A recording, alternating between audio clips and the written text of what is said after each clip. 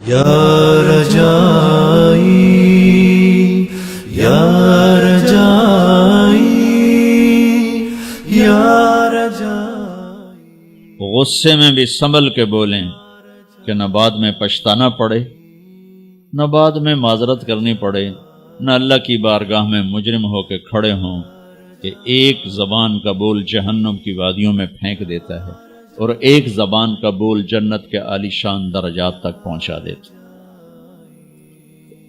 اس کو غیبت سے صاف کر۔ اگر آپ اپنے گھروں میں خوشی دیکھنا چاہتے ہیں تو اپنے گھر کی نجی مجلس میں بھی غیبت کو ختم کر۔ اب بچے بیٹھے ہیں، بیوی ہے، خامد ہے، ماں ہے، باپ ہے، بہن بھائی بیٹھے، سارا دن جو بولنا ہے بولو، غیبت نہ بولو، کسی کی برائی نہ بولو، کسی کو برائی مت سنو، کسی کی برائی مت بولو۔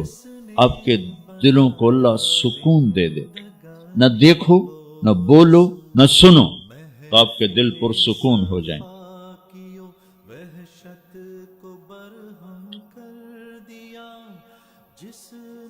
جو چیز مارکیٹ میں کم ہوتی اس کا ریٹ بڑھ جاتا۔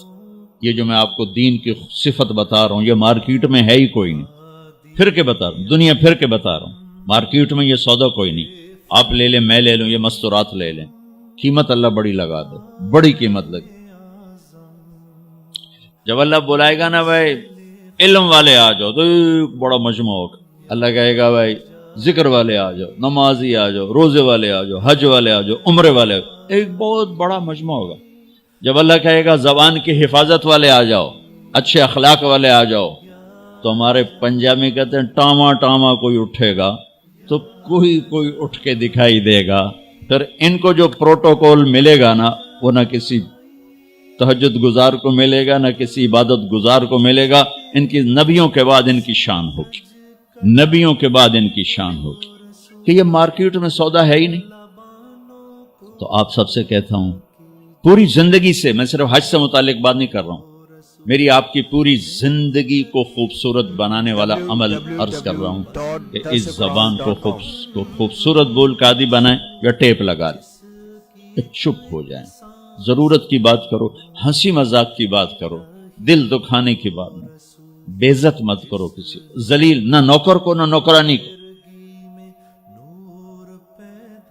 کہ ہمارا سارا معاشرہ ہائپر ہے، ذرا سے بہت ٹھو ٹھو ٹھو ٹھو ٹھو۔ مردوں کو مسیحا کر دیا رہبر اعظم، صحابہ کرم، شاہ حرم، شفیع الامم۔